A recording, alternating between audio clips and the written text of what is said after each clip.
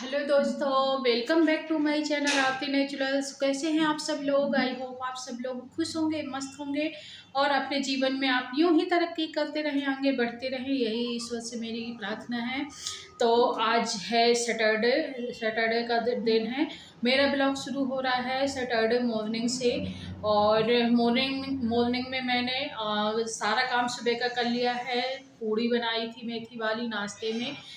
नाश्ता हो गया है, चाय हो गई है, पूजा पाठ भी मेरा हो चुका है। आज पूजा की वीडियो नहीं मैंने बनाई है, मतलब बनाई क्या है, मेरा फ़ोन थोड़ी बिजी था तो नहीं बना पाई हूँ। और आज नहा धो के मैं पूजा पाठ करके आ चुकी हूँ। अभी सिर्फ खाना बनाने जाऊंगी। अभी टाइम है थोड़ा खाना बनाने में। तो बस मैं आई थी पूजा करके और मैंने कंघी की। और मैं बस अभी थोड़ा सा काम निपटा लूँ, फिर मेरा लंच बनेगा। तो मैंने अभी ना मैं पूजा करने के बाद ना जो भगवान का नहलाया जल था उसको डालने पौधे के पास गई। तो वहाँ पे एक सूट बेचने आया था बगल में। तो उसने मुझे देखा तो उसने कहा आपको सूट चाहिए वूलन वाले? तो मैंने कहा कि देख लेते हैं। तो मैं चली आई देखने के लिए और मैंने 2 सूट खरीदे। एक सूट मैंने अपने लिए खरीदा, मतलब 3 सूट उससे लिए हम लोगों ने। एक मैंने अपने लिए लिया और दूसरा वाला बगल में मेरी रहती हैं, मेरी फ्रेंड ही हैं। और बगल में उनका घर है, पड़ोस की ही हैं। उनको मैंने बुला लिया कि आइए देखते हैं सूट। क्योंकि कोई भी चीज़ मुझे ऐसा लगा करता है कि कोई भी चीज़ अकेले अकेले ना खरीद के एक दो लोगों के साथ खरीदो, देखा दो, शायद उनको भी चाहिए हो, उनको भी पसंद आ जाए तो ले लेंगे। तो उनको भी मैंने बुलाया, एक उन्होंने भी लिया और 2 मैंने लिए, एक अपने लिए, एक मेरी और फ्रेंड हैं दूसरे मोहल्ले में रहती हैं, पड़ोस में। मतलब पड़ोस में नहीं रहती, थोड़ी उनका घर चल के है। तो मैंने उनको कॉल किया कि सूट थोड़ी अच्छे लग रहे हैं और बहुत ही सस्ते दाम में मिल रहे थे। तो मैंने कहा कि आपको चाहिए हो डेली यूज के लिए तो ले लेते हैं। तो बोले कि भाभी अगर आपको पसंद आए तो ले लीजिए। तो एक उनके लिए ख़रीदा है, तो मैं दिखाती हूँ। सूट अच्छे हैं। एक सूट मैंने ये वाला ख़रीदा है और ये वूलन सूट ही हैं और अच्छे हैं, डेली यूज के लिए अच्छे हैं। ये देखिए, अगर भाभी नहीं लेंगी, मतलब मेरी फ्रेंड है जो, वो नहीं लेंगी तो फिर मैं दोनों ही रख लूँगी। और मैंने उनके लिए एक ये वाला लिया है और इसमें लेगी लेगी भी है और ये सूट भी है। तो ये बड़ा प्यारा लग रहा था मुझे, ये कलर भी बहुत अच्छा लग रहा था। तो अगर भाभी ले लेंगी तो ठीक है, नहीं लेंगी तो मैं खुद ही ले लूँगी, क्योंकि मुझे तो दोनों ही पसंद थे। और इसके साथ ना ये वाली इसके साथ ना ये वाली लेगी आई है।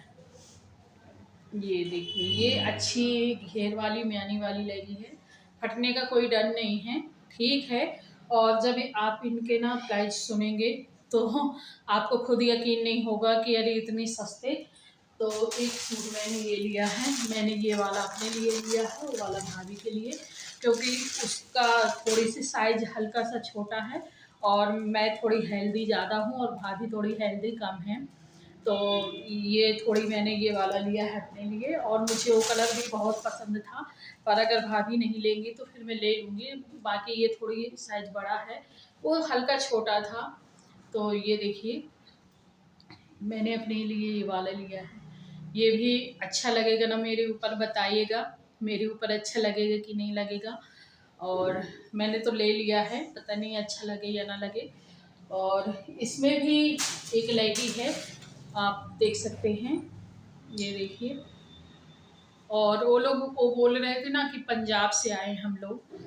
हो सकता है कि पंजाब से आए हों या पंजाब से लेके आए हों, जो भी हो मुझे पता नहीं है। तो मैंने, और इसका प्राइस बताऊँ ना मैं, एक सूट का खाली 300 रुपये हैं। और मतलब देखिए, आप ही समझ सकते हैं कि आजकल इतनी महंगाई में एक सूट की सिलाई 300 होती है। और ये पूरा लेगी और कुर्ती पूरा सेट 350 में एक पीस मिल गया है। तो आप लोग समझ सकते हैं कि कितना सस्ता दाम में हम लोगों को मिल गया है।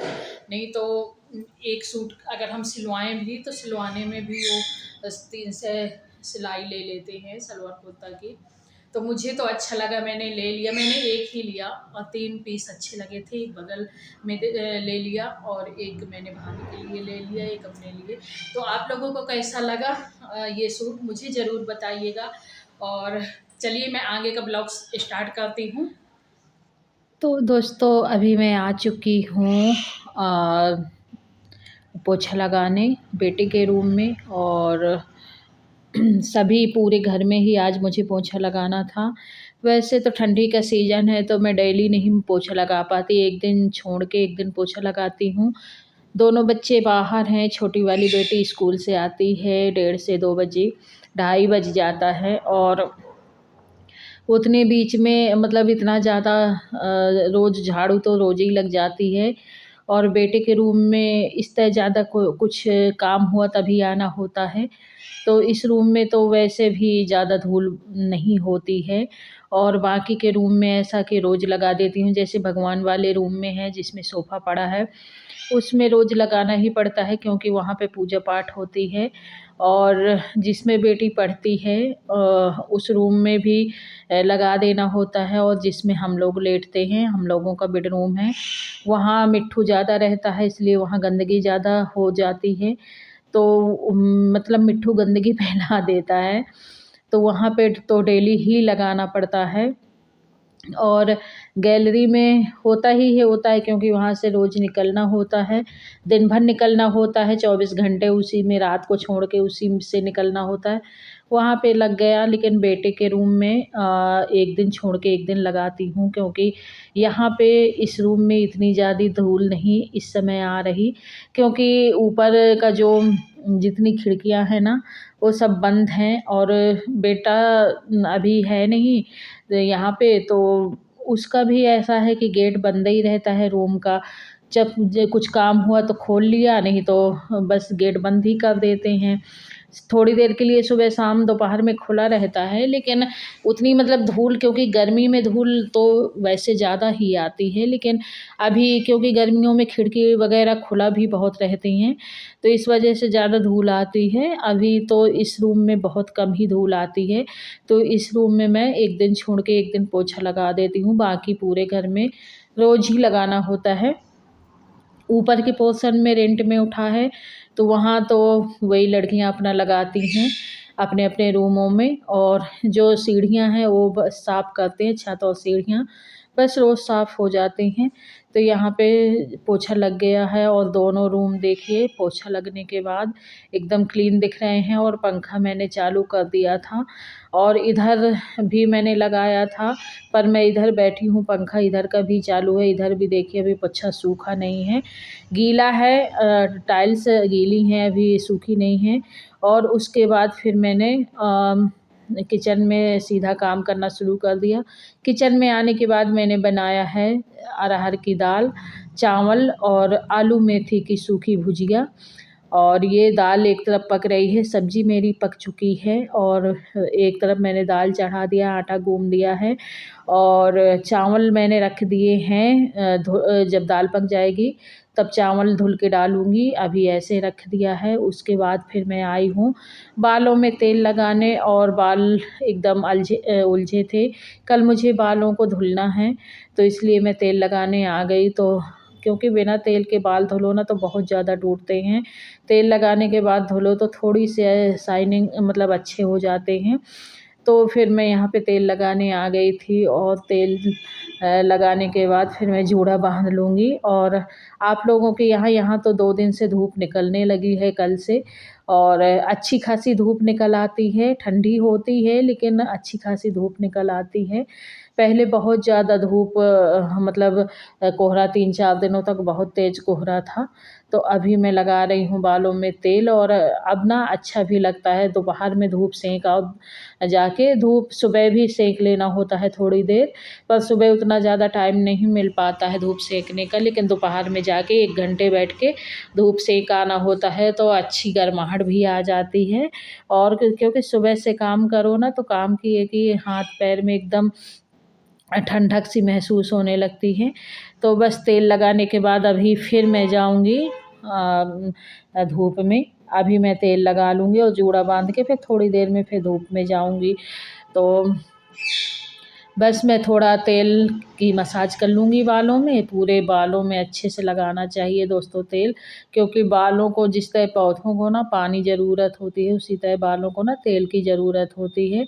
तो हमेशा तेल लगा के ही बालों को धुलें और तेल हमेशा लगाना चाहिए। धुलने के बाद भी अगर आपको अच्छा लगता हो तो आप धुलने के बाद भी बाल सुखा के तेल लगा सकते हैं, और अगर नहीं है आपको पसंद तो धुलने के पहले 1 दिन पहले मतलब लगाना ही चाहिए, क्योंकि अगले दिन धुलना हो, क्योंकि फिर वो थोड़ी-सी ना जड़ों तक पहुँच जाता है।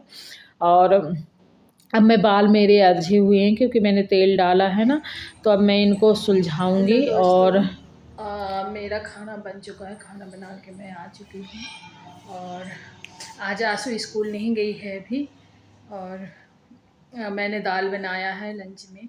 सुबह नाश्ते में पोहा बनाया था, अभी लंच में दाल बनाया है, चावल और आलू मेथी की सब्जी और रोटी, यही लंच था। और आज का ब्लॉग बस यहीं तक का रहेगा। और अगर आप लोगों को मेरा ब्लॉग पसंद आए तो प्लीज़ लाइक करिएगा, शेयर करिएगा, सब्सक्राइब करिएगा। और अगर कर रखा है पहले से ही सब्सक्राइब तो दिल से थैंक यू। और आप लोग इसी तरह सपोर्ट करिएगा। आप लोग अपना इतना कीमती वक्त निकाल के मेरा ब्लॉग देखने आते हैं, उसके लिए आप सभी का दिल से धन्यवाद।